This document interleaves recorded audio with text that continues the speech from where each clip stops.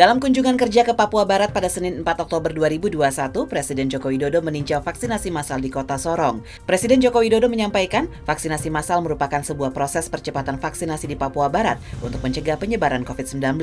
Pada kesempatan ini, Presiden juga melakukan video conference dan mendapat laporan terkait pelaksanaan vaksinasi massal di lokasi lain, salah satunya di Teluk Wandama. Atas penyelenggaraan vaksinasi COVID-19 massal, Presiden menyampaikan apresiasi dan terima kasih kepada Pemda, tokoh agama, tokoh adat, dan tokoh masyarakat yang telah mengajak masyarakat, pelajar, dan mahasiswa mengikuti vaksinasi massal.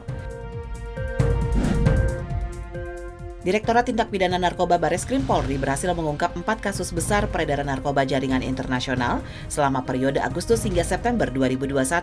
Kasus tersebut terjadi di 4 lokasi berbeda, yakni Jakarta Timur, Tangerang Selatan, Serang, dan Bogor. Dalam keterangan pers pada 4 Oktober 2021 di Bareskrim Polri, Dirtipid Narkoba Bareskrim Polri Brigjen Polisi Krisno Halomoan menyampaikan 11 tersangka yang terlibat dalam kasus tersebut berhasil diamankan.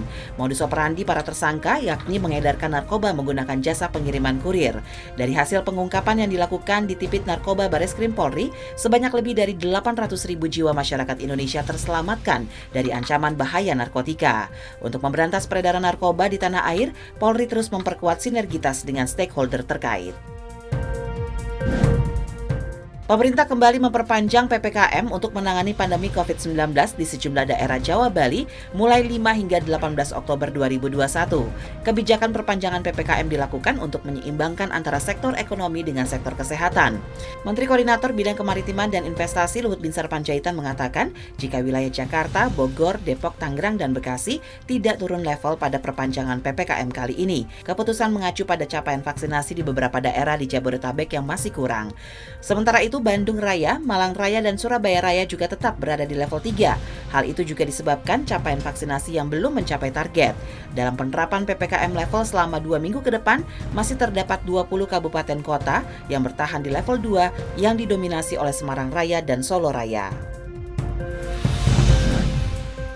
Polres Grobogan Polda Jawa Tengah bersama Perhutani, TNI, dan pemerintah Kabupaten Grobogan menggelar penghijauan dengan menanam 1.000 pohon di kawasan Waduk Kedung Ombo, Kecamatan Geyer, Kabupaten Grobogan pada Minggu 3 Oktober 2021. Dalam kegiatan ini dilakukan penanaman pohon berbagai jenis seperti pohon jati, akasia, alpukat, dan kelengkeng.